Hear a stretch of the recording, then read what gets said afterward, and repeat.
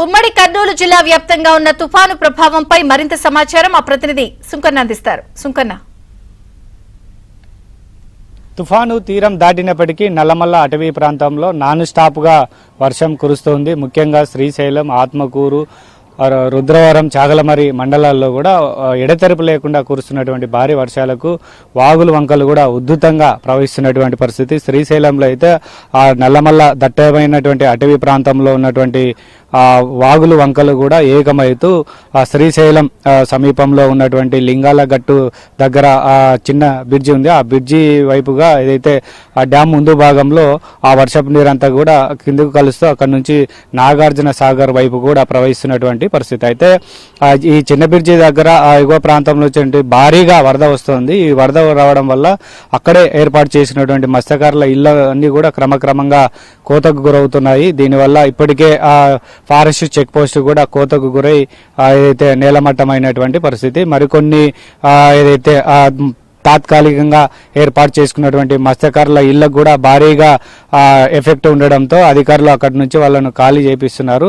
మరోవైపు ఏదైతే ఈ కొండ చర్యలు కూడా విరిగిపడ్డాయి. చాలా చోట్ల నల్లమల్ల ఘాట్ రోడ్లో కొండ చర్యలు విరిగిపోవడంతో ఆ శ్రీశైలానికి వచ్చే వాహనాలను సుండిపెంట దగ్గర, అదేవిధంగా దోర్నాల దగ్గర కూడా ఆపేసి వెనక్కి పంపిస్తున్నారు. మరోవైపు మహానంది కూడా ఏదైతే భక్తులు భారీగా ఈ ఆలయానికి వస్తున్నారు. అయితే ఈ బుక్కరామాపురం దగ్గర అయితేనేమి, బుక్కాపురం, మరికొన్ని ఏరియాల్లో కూడా ఉన్నటువంటి వాగులు వంకలు చాలా ఉధృతంగా ప్రవహిస్తున్నాయి. దీనివల్ల ఆ మహానందికి వెళ్ళేటువంటి పరిస్థితులు లేవు. అహోబిలం పరిసర ప్రాంతాల్లో ఉన్నటువంటి వాగులు వంకలు కూడా చాలా పొంగి పొర్లుతుండడంతో రాకపోకలకు ఉదయం నుంచి తీవ్ర ఆటంకం ఏర్పడినటువంటి పరిస్థితి. ముఖ్యంగా ఆత్మకూరు పట్టణంలో భవనాశి కూడా ఉగ్రరూపం దాల్చింది.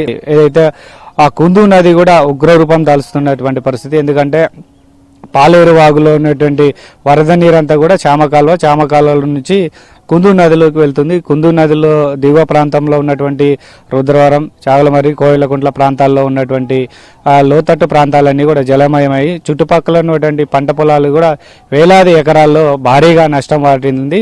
ఇప్పటికే పంటలు నీటి మడిగిపోయి కొన్ని కోతకు గురై కొన్ని ఏకంగా వరద ప్రవాహంలో కొట్టుకుపోవడంతో రైతులు కూడా ఆందోళన చెందుతున్నారు.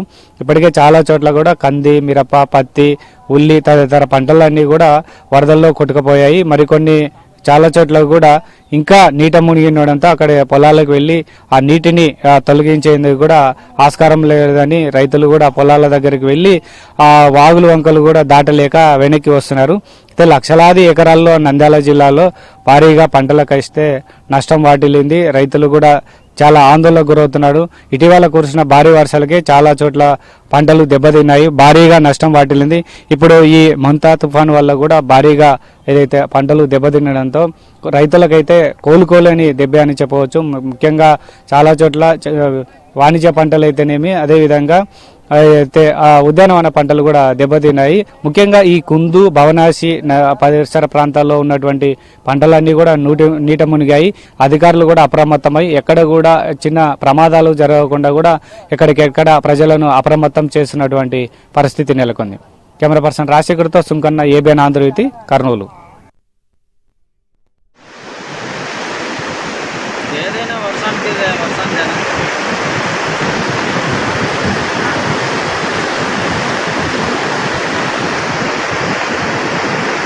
ఆల్రెడీ పోయినసారి పెట్టేయన్నీ